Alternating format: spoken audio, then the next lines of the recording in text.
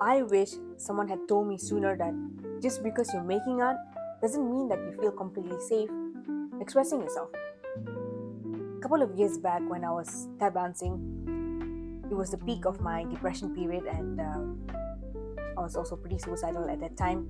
And I was completely numbed out from my body. I just couldn't feel myself. Felt more like a zombie. And when I paint or like when I drew, it felt super weird. And then I stumbled upon a different art form, different dance form, and it wasn't more of an accident because I had to merge my dancing and my acting at the same time, and I accidentally integrated vulnerability into that. Then I realized, like, oh, okay, although it was one of the most like scariest chapter that I had to dig from my past, but it really saved me. So if you still feel unsafe expressing your vulnerability and transmuting it into your art form, despite being in the industry for, let's say, 5 to 20 years, then this video is for you. All right, I'm going to walk you through on why you feel unsafe and how can you tap into your vulnerability slowly, safely, that feels more aligned with you. All right, okay. I am Charles. I'm a emotional strategy coach for public facing artists, and I support artists through mid-career burnout, post-project or post-tour void, emotional exhaustion, heavy life transition, identity shift, authenticity crisis, and I help you to regain your clarity of mind during high-stakes situation, regain your confidence and your emotional safety, and most importantly, to lean towards a more sustainable path. Okay, it's all about the sustenance of an artist through listening to your intuition and embracing your vulnerability. Okay, so let's get into the all right, so let's unravel why you feel unsafe even though you're actively creating your art or performing. So number one is you grew up in a dysfunctional environment and emotional expression feels dangerous.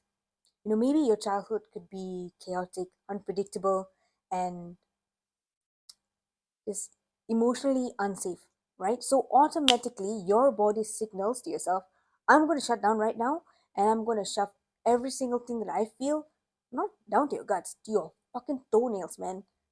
That's how I felt. Second is you were ridiculed or punished for your emotional truth. Have you ever been told that either you're too sensitive, you're too raw, or just too much? I came across this really, really talented artist who really, really inspired me.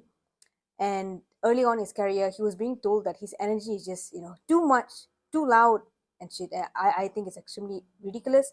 And now he's fucking popping, and, he's unique for that. He's very, very authentic for that. And, he gets praises. But, during those period, when you are being constantly faced by these terms that, you are this, you are that, it turns out as shame, and it really runs deep, especially when it comes from someone that you trust. It just breaks it down even further. Third is your vulnerability is used as a weapon, all right? Whether it's through gaslighting, triangulation, manipulation, or creative jealousy. They always take your openness and then they turn it into a weapon and then just, stab you. It leaves a scar.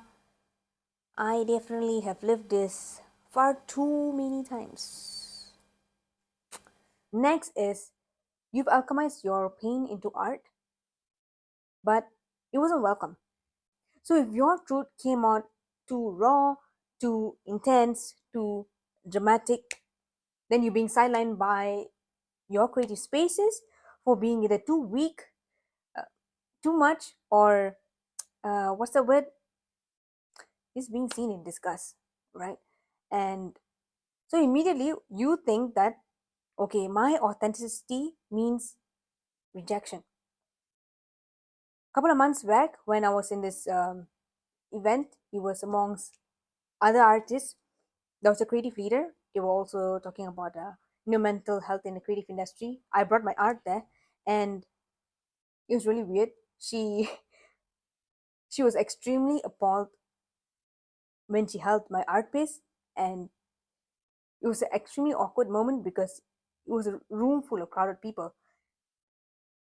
I have um I've worked amongst, you know, government leaders, policymakers, and all that. I've been up there, and I understand about the professional jargons everybody use. Okay, she told me professionally to go fuck myself. I was absolutely speechless because literally she was giving advice on how artists should open up more and be more confident on that. Yo, and then the next day she posted about mental health. So, even spaces like this can be extremely twisted, can just be extremely twisted. And the worst part is she is a creative theater leader that is being looked upon highly and being represented in the country locally and internationally as well. So it's the math's not adding up, you know what I mean? Yeah. So not all creative spaces are actually open up to that. So you take yourself out if you experiencing any ounce of that. Okay, if you even feel 1% that they do not accept your thing, it's a different um it's a different situation. If you know that gallery, for example, does not have like the same requirement as, let's say, your team, or maybe your style. Certain galleries is just unique and different, right? But when it gets a little bit personal like this, and it doesn't have to be too dramatic for them to treat your art as like fucking shit. I'm not showing her porn or some shit. I don't know, for me, because I was alone there, and it was just weird, man. Yeah, so I hope you never ever face that. But yeah, this is one point of why you feel might feel unsafe in this vulnerability expression. Okay, so next point is you were celebrated only when you are composed, productive, and always being high achieving, but not when you're emotional, messy, when you need some help. For mid career artists, right? You're always being constantly praised when you're always hitting a target, constantly delivering, being in a very perfect form. And it's natural to see a lot of artists has that mask on, right? But I've seen some of them. It came to a point where vulnerability aspect is almost nil. The thing about vulnerability, it doesn't fit this image. Yeah. And in time, you kind of lose touch with who you truly are. On the outside, you can be a very successful artist. You're always beaming and you're just doing your best, right? But on the inside, it's more of the smooth version of SpongeBob, where I'm normal, right? But that's not. You have to go back to the original SpongeBob, okay? So lastly is you are always the emotional caretaker for others, whether it's in your personal life or within your creative ecosystem. You always were the strong one in your family, or emotional caretaker for either your students, your clients, your collaborators, this amongst your peers. So in times you feel that there is no space for you to express your feelings, because who is truly there to hold me? Yeah, here's the truth. If you cannot accept what you have felt, right, which was shame, rage, grief, disgust, or like certain fears, it doesn't just disappear, right? It just gets buried. And I know it's easier said than done. It's better to it seems much more better to suppress rather than to express, right? But over time, you know the inertia of that suppression, it hits you like a brick. the consequences of that isn't seen immediately. It might be perhaps um, 10, 20 years, but the the effect of all of the accumulation every single time, okay, of the emotional suppression when it hits you is very, very detrimental. Okay, I'm saying this through experience. And the thing is, along the way, right? Along the way, it leaks slowly, very subtly, and it's kind of invisible. How? It leaks into your decision making, through your relationship, any kind of way, right? Whether it's platonic, romantic, business wise, you know, family, and uh,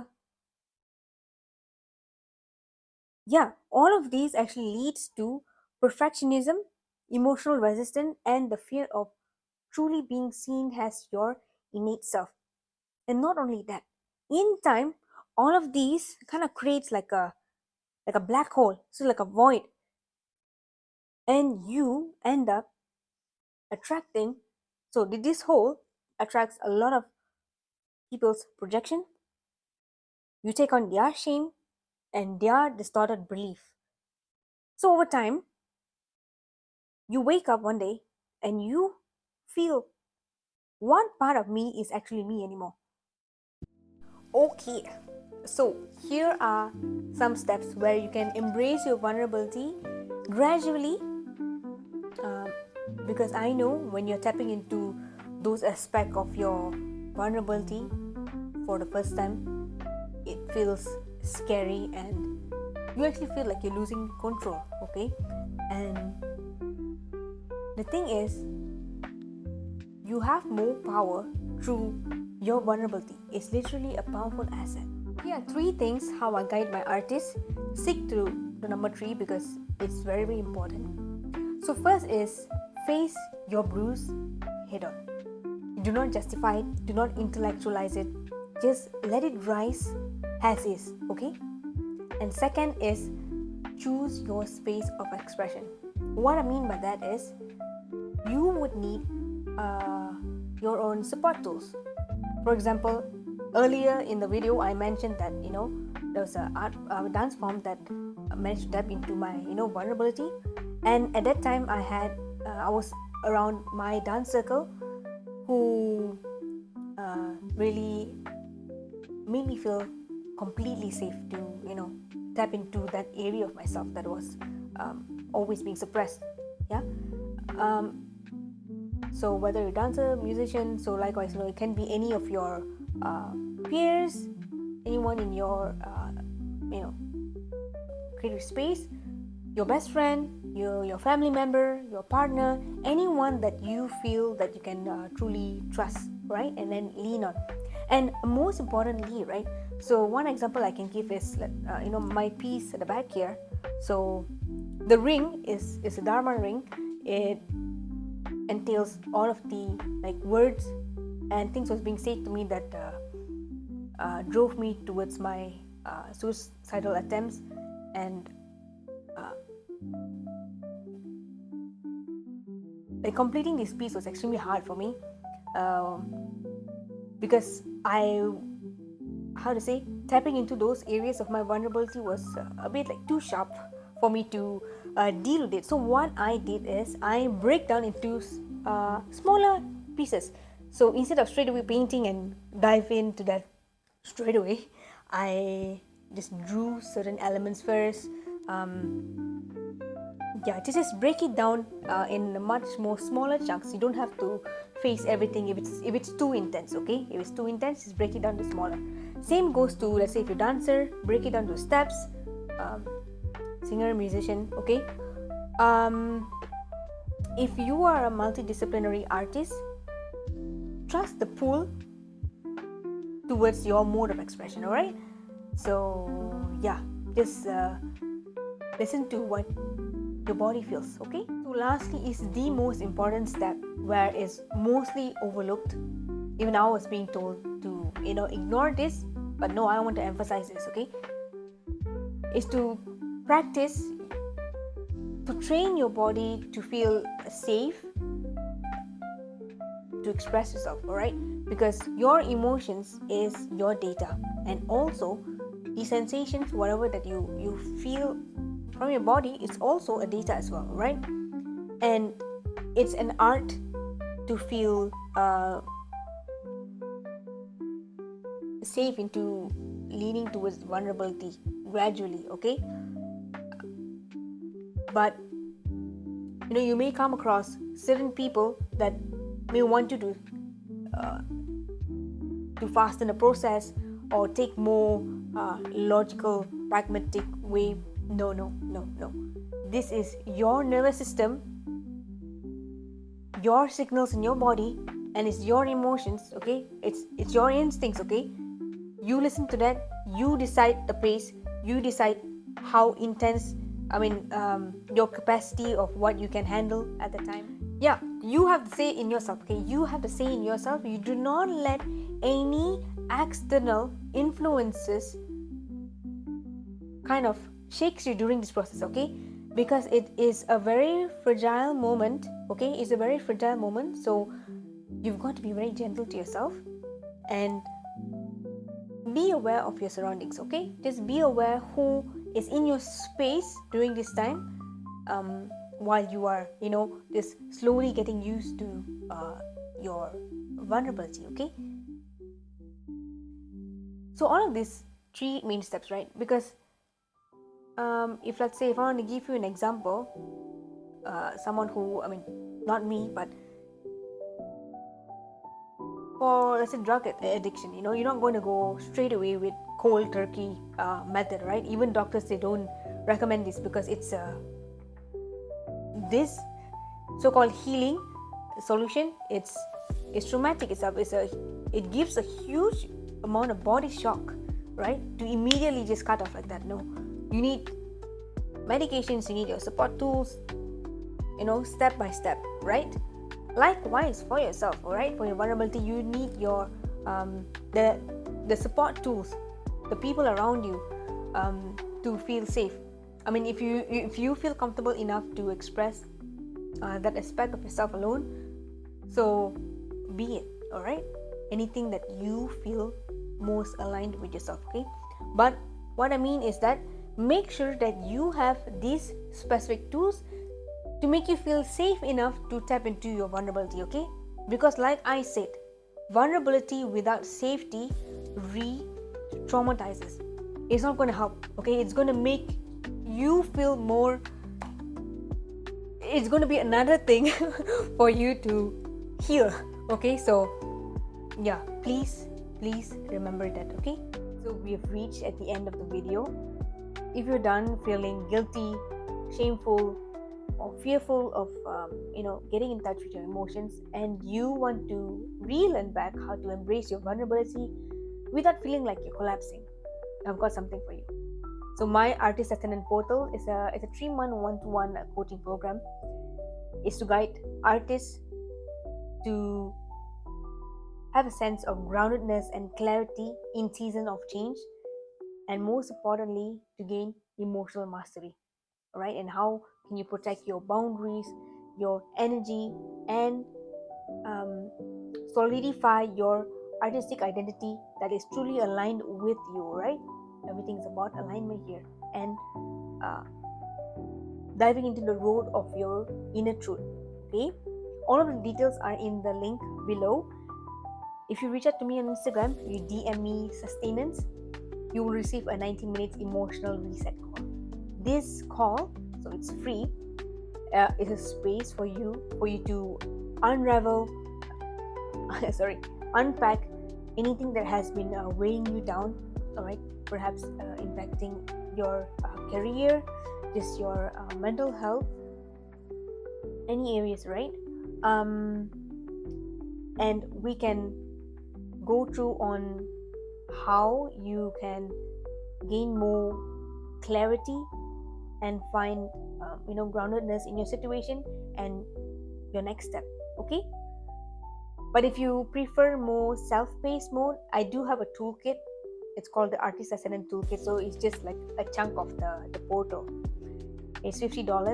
It's for you to gain emotional clarity, also ways to protect your boundaries, unravel what values do you truly stand for, and also identify why some patterns have been repeating. Because there's one thing about finding a solution, but there's another thing about maintaining, right? Maintaining is a whole different thing. Okay, so yeah, so all in all, basically this whole journey is for you to ensure that you feel safe within yourself. Okay, so I just want to thank you so much for being here. I really appreciate your time. All right, and please like, share, and please like, comment, and subscribe. And if you feel any message throughout this video that may resonate with any artist friend of yours, please do share with them. I really appreciate that. So yeah, this is just the first video of my emotional vulnerability series. There will be more that's coming up, so I'll see you in the next one. Yeah, take care.